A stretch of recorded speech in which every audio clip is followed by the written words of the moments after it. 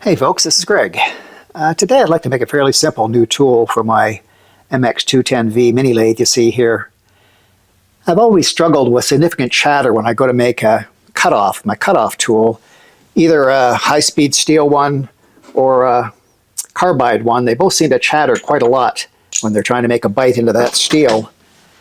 I happened to be perusing YouTube and I found this channel called Winky's Workshop. I'll link it below. And he offers plans for a high-speed steel cutoff blade holder. And here it is here on the overlay. It's got a built-in spring to it. It's intended to absorb any chatter as you do these cutoffs. So I'd like to make one of my own of those to see how it works. Hey, this is future Greg busting in here with an important announcement. This past Greg you've been listening to is biting off more than he can chew. He doesn't realize it yet, but he's going to get distracted on a bunch of side projects, and he's just not going to get around to making this spring cutoff tool holder that he's promising here. I'll make sure he does make it for the next video, for sure. So stick around for that. Meanwhile, let's get back to his lies. The Winky plans, he welds a piece of steel onto an existing AXA holder, as shown here. So I like to make mine as a one solid piece with the dovetail and the holder built in. I think that'd be a little better and a little bit of fun making a dovetail. I'll show that construction in a demo a little later. But before I make that part, I want to remake this block here. This is typically known as a compound eliminator because that's exactly what it does. Typically to be a compound in here for your angled cuts, your tapers.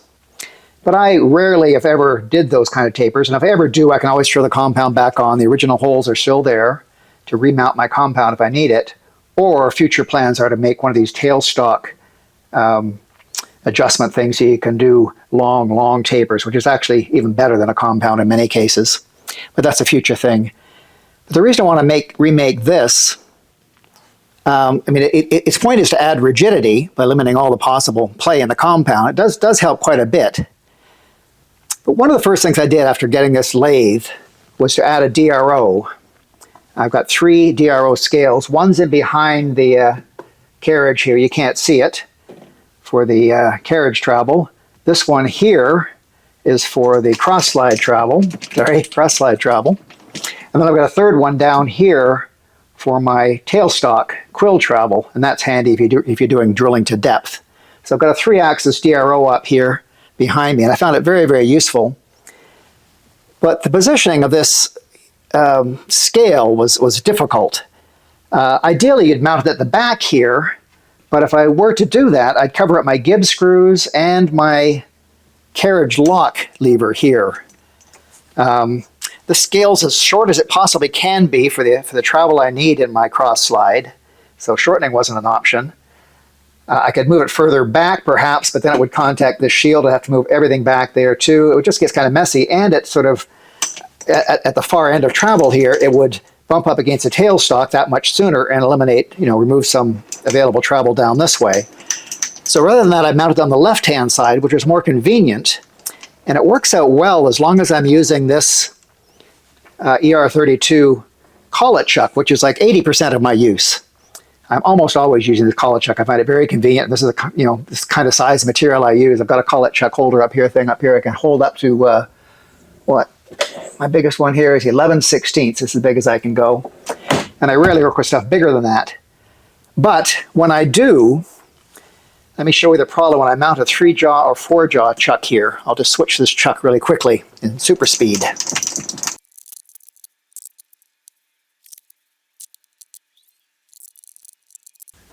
Okay, back to regular speed. So here's the problem with the scale being on this side. The 3 or 4 jaw chuck in, if the chuck jaws are opened up any further than this is about the maximum I can get. Well, even at that, it's just barely scraping. So I don't know how big a part that is. Looks about an inch and maybe a little over an inch for the opening there in the 3-jaw chuck here. So if I have to hold anything larger than that, it's going to make contact. First, I've got this piece of aluminum, which gives me a warning. Thank goodness. That's a little holder for my protector here, my way protector. So I have been alerted that I got a couple nicks in there already from hitting this jaw. But if I go further than that, I'm going to destroy my scale. It'd be a really bad thing, obviously. So there's the problem. If I've got a part in here that's 1.25 inches bigger, or bigger than that. That's as far as I can come, and as you can see, I can't get my tool right up to the jaw face. So if I wanted to do a cutoff here, which is typical, I couldn't do it, because I could, for a lot of things, I can tilt this tool post over and gain additional reach up to a part there, as you can see. But I couldn't do it with a cutoff, obviously, because the cutoff has to be square. So what I'd like to do in remaking this part is extend it out to the left here by about that far, about 1 inch. And I've got this big hunk of steel here, a 2x4 piece of steel, that I think is going to be ideal. That's just about the distance I need. So I'm just going to cut a whack of this steel off here, a very simple part, make a new block there, and a new tool post offset to the left by that inch, so I can get a tool right against my 3 or 4 jaw chuck. So that's first before I get to the next job. Stand by. Okay, first taking the old one off. Simple matter.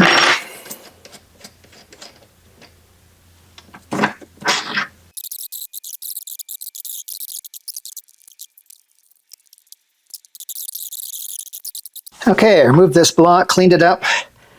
This threaded rod I made in this part of this project, very simple little turning operation. I think I can use the same thread already in my new piece, but I'll remake it if I have to. The block's very simple. I just want to point out all these little dimples on the top. I just added those to the center punch later. It just raised some bumps that helped the tool post stay square when I tightened it down. It just helped a little bit. I'll see if I need to do the same thing with the steel or not, but it was just a little slippery sometimes if I get a sharp jab that the tool post would sometimes turn in its, on its center. So a simple part, when I measured it 2.35 tall, which is what I want to keep because that keeps the tool post at the center here in the middle of its adjustment range, and then 2-inch square, but of course my new one's going to be a little different. All right, on with cutting some steel.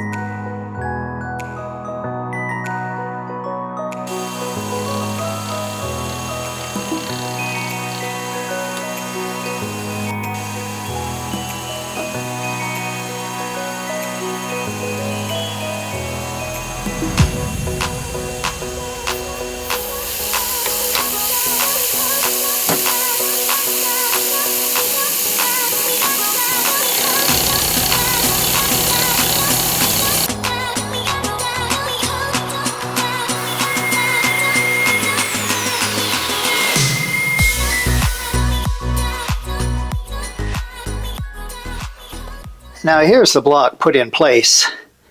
I'm just hand holding my camera here, so pardon the shakes. I've got the overhang here, which is plenty, or just enough rather. The block's going to mount right on this edge, and that will give me enough reach. With that missing there, to reach into the front of the jaw face. So that's going to work out really well. I just marked and drilled a little dimple in the bottom of this block to clear that post. And the next thing I'm going to need to do is put some transfer screws in here and here and here and put the block down and give it a whack to try to get those positions in the bottom of the block for drilling for those attachments. I'm also going to mill the back corners here for some, I'm not sure if I'm going to use 5s or 6s coming through here. It's not much meat there. I might have to use 5s. Of course, they'll be recessed to hold the back corners of this block, so it'll be very sturdy. Now, anyway, while I had this apart, I've got the dust shield off here. I thought I'd just show you my DRO scale attachment here. So pardon the, I mean, I made this before I had a mill, so it's obviously not machined. It's just cut with a hacksaw and ground out a little bit. It's kind of sloppy, but it works fine. So this holds my sensor, my reader. So the reader moves with the cross slide, and the scale stays stationary, mounted on this long piece of aluminum here. And then in the back, I don't know if you're going to be able to see it, this is my long carriage scale, and it's upside down, so the reader's on the bottom. Let's see, I've got a mirror here. I'm sure this is going to be very confusing, upside down and all. But there's the scale mounted on the bottom of that slider. And then this piece of aluminum that's holding the scale mounts onto the carriage.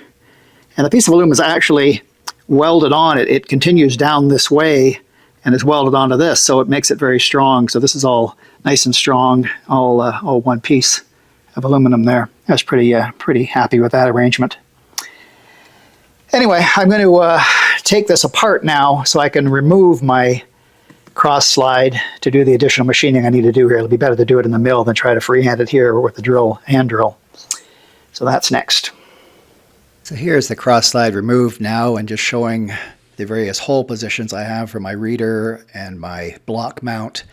And these holes in the back, big holes in the back, were for a vertical slide that I experimented with for a little while before I bought the mill. Didn't work out, so I scrapped it. So let's get back to making all those attachment holes required in the block.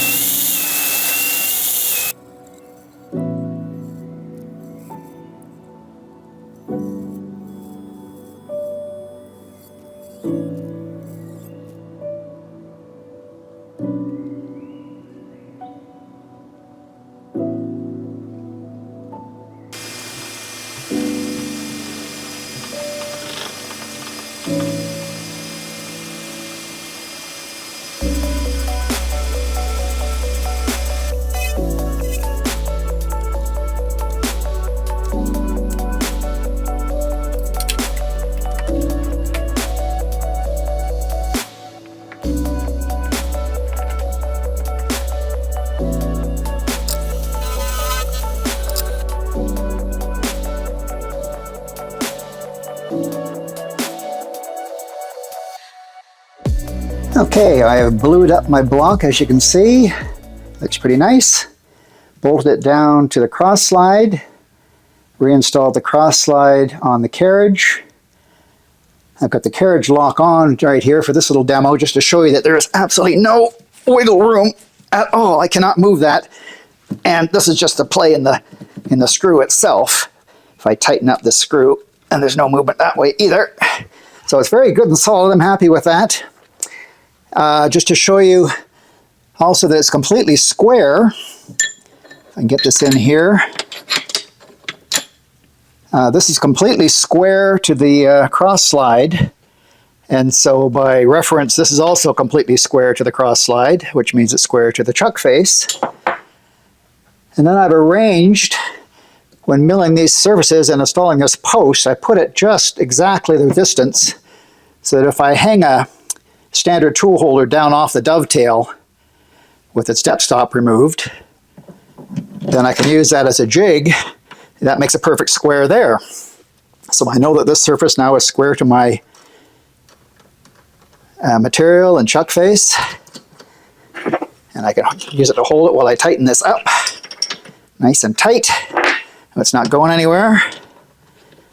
I'll remove that little tool holder. Now if I were to install, oops, dropped it down there.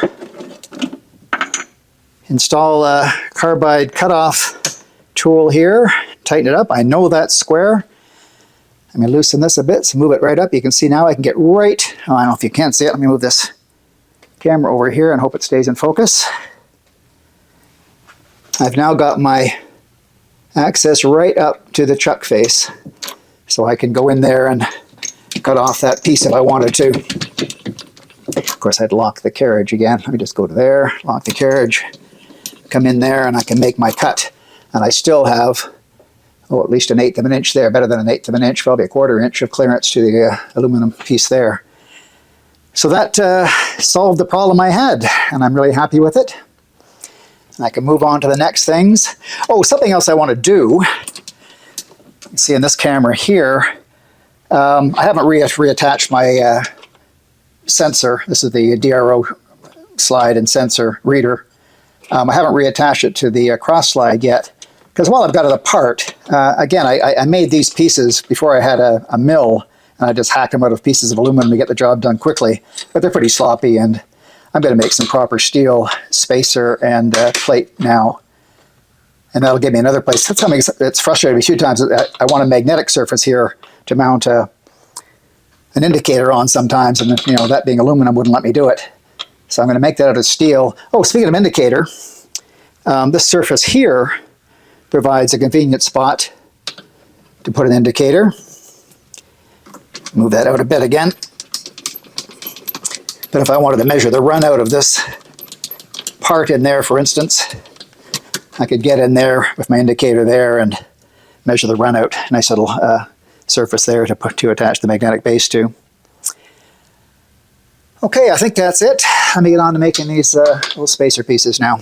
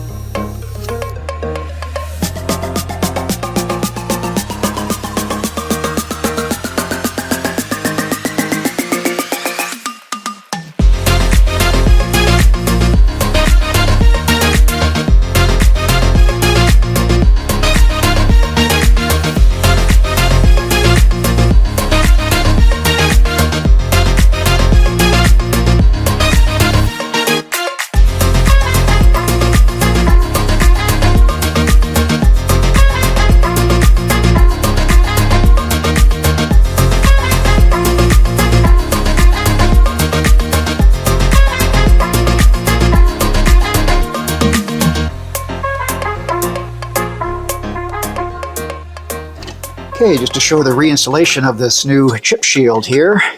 It's pivoted on the back bolt, which I have plenty loose, and I've got a slot there that'll slide down over this bolt, okay? That'll let me bring in this piece, bring this down over top of it, and then tighten my bolts up. And the idea here is, of course I'll use a wrench in a minute, the idea here is that if I ever need to, clean the ways in behind the cover here, or put a huge piece in that needs to get right down the full clearance, I can always lift this up and get this out of the way. And I just clamp this back. I've used a big wood clamp between here and here to clamp it back to get it out of the way. And that'll work pretty well. With the new DRO chip shield installed, I found I needed to notch the big block for clearance over it. I also rounded the leading edge of the block to persuade the shield to ride underneath and through that gap. And I also trimmed just a tad from the shield width, and now it all works together smoothly. With everything back together, I held a slim hope that the beefier steel block might solve my cutoff chatter problem.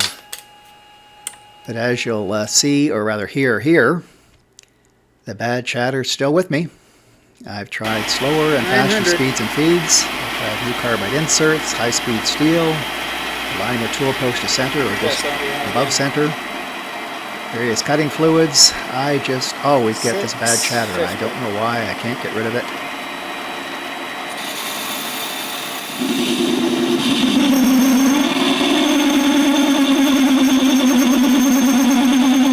So I really will get on to making that spring-style cutoff tool in my next video. I hope you'll check back here to see that soon.